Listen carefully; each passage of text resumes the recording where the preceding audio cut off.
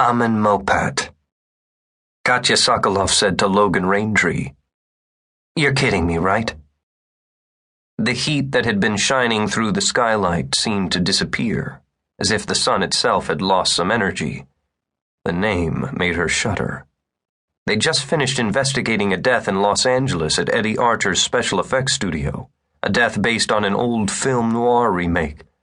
The original movie had been titled Sam Stone in the Curious Case of the Egyptian Museum.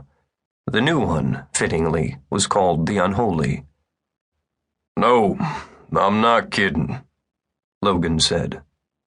He had a fascinating face, the result of Native American and European parents, handsome and filled with character. She had learned to read it well, and she knew he was not kidding. Amen Mopat. It was the name of the insidious ancient Egyptian priest who had supposedly come back to life to perpetrate murders. He was a character in a movie, a character used in the very recent tragedies that had taken place. And now, Amen Mopat. Amen Mopat, yes, Logan said, almost as if she'd spoken aloud. He leaned back, looking around with a sigh. They sat in the beautiful little lobby cafe of their boutique hotel, surrounded by wrought iron latticework and Art Deco design. The past weeks, although somewhat traumatic in the final resolution and cleanup, had still contained some nice upswings. They'd seen tapings of half a dozen TV shows, including Kat's favorite comedy, spent days at the beach in Malibu, visited the Magic Castle and other attractions, and actually experienced something that resembled a vacation. This meeting didn't bode well.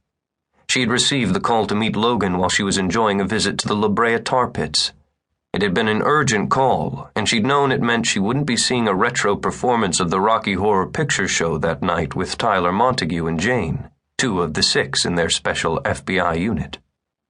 She'd wondered if the others were going to be involved, but she was sitting here alone with Logan.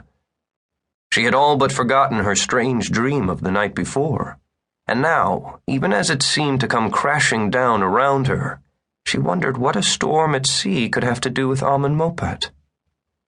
The curse. She'd heard the words in her dream. Egyptian entities always seemed to come with curses. Go figure. After all this, Amen Mopat, in Chicago, Logan said in a dry voice.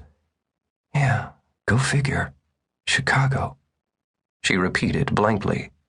Logan Raintree was her superior, the head of their team.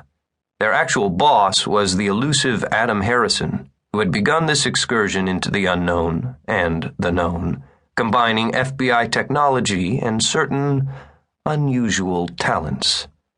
Logan worked loosely with the head of the first team, Jackson Crow, evaluating information from those who sought help and deciding which cases truly called for their unique abilities. Since the original group of special investigators had become known as the Crew of Hunters, they'd unofficially been dubbed the Texas Crew.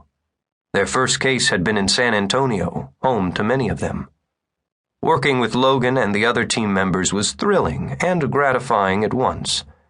It felt as if they spoke an ancient and secret language and had come together as nationals from the same foreign country.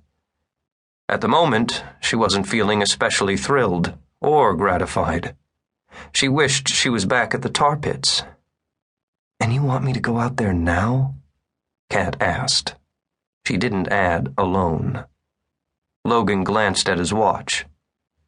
Yes, it could be nothing, he shrugged. And it could be something.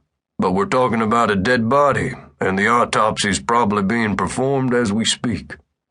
Chicago's a big city, and I'm sure they have a fine staff of medical examiners and pathologists, Kat said. I'm sure they do too. But before too much time goes by, I want you in on it.